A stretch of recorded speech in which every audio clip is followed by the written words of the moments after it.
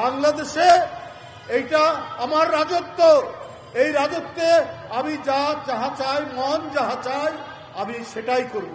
সেই রাজত্ব কায়েম করেছিলেন শেখ হাসিনা, কায়েম করেছিলেন বলেই আজকে তিনি জনগণের উত্তাল তরঙ্গের এমন প্রবল স্রোত তাকে ধাক্কা দিল, তিনি পালাতে বাধ্য হলেন বাংলাদেশ।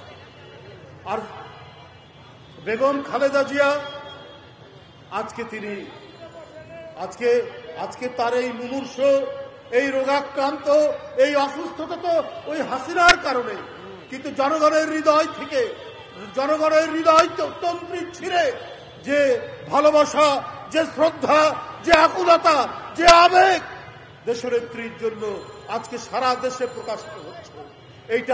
এইটা আমরা যারা তার কর্মী, আমরা যারা সেই নেত্রীর আদর্শকে ধারণ করি, আমরা এই ভালোবাসার আমরা কি জবাব দেব সেটা আমরা জবাব দিতে পারছি না। বন্ধুরা, একজন ছিলেন কথা দিয়ে কথা ভাঙা, প্রতিটি মুহূর্তে প্রতিটি ক্ষেত্রে তিনি সেই কাজ করেছেন। বলেছেন এরশাদের অধীনে নির্বাচন করব না, 24 ঘন্টার মধ্যে নির্বাচনে তিনি চলে গেলেন। এই ওয়াদা ভঙ্গকারী, অর্থাৎ জনগণের প্রতি তিনি কোনো বিশ্বাস স্থাপন করেননি। আর Begum Khaleda Zia, she belongs to politics of conviction।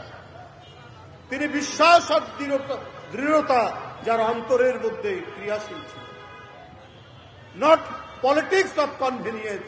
কোন সুযোগ এবং সুবিধা ধার থাকতেন না। এই জন্যই তো আজকে মানুষের এত ভালোবাসা, এই জন্যই তো মানুষের আজকে এত গভীরভাবে তাকে মানুষ শ্রদ্ধা করছে।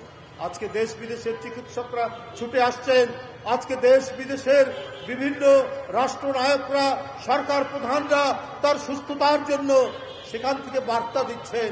আজকে দেশের সর্বস্তরের মানুষ, সরকার প্রত্যেকে তার সুস্থতার জন্য দাবি করছেন।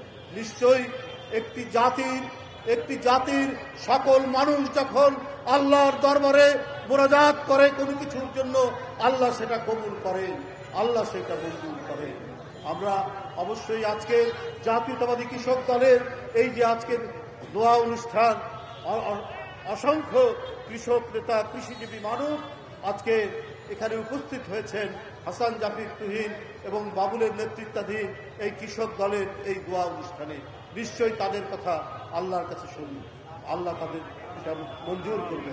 এবং আমরা শীঘ্রই দেশনেত্রী বেগম খালেদা জিয়াকে আমরা সুস্থ দেখব, তিনি সুস্থ হয়ে উঠবেন এবং এই জাতির যে প্রত্যাশা, সে প্রত্যাশা দেশনেত্রী বেগম খালেদা জিয়া তিনি আবারও নেতৃত্ব দিবেন, আবারও উদ্বুদ্ধ করবেন এবং এই জাতির যারা শত্রু তাদের বিরুদ্ধে কণ্ঠের সকল শক্তি দিয়ে তিনি বরাবর যেভাবে তার কণ্ঠের ধ্বনি, তার শব্দ, সাহসী উচ্চারণে বাংলাদেশের মানুষকে ঐক্যবদ্ধ করত, আবার তার সেই বাণী আমরা শুনব, আবার সেই বার্তা শুনব এবং আমরা গণতন্ত্রের নিরাপত্তা, স্বাধীনতার নিরাপত্তা, সার্বভৌমত্বের নিরাপত্তার প্রতীক হিসাবে, ভাষ্যকার হিসাবে আমরা আবার বেগম খালেদা জিয়াকে আমাদের কাছে ফিরে পাব। এই তাই মনোবাক্যে আল্লাহর কাছে আমরা সেই প্রার্থনা করছি।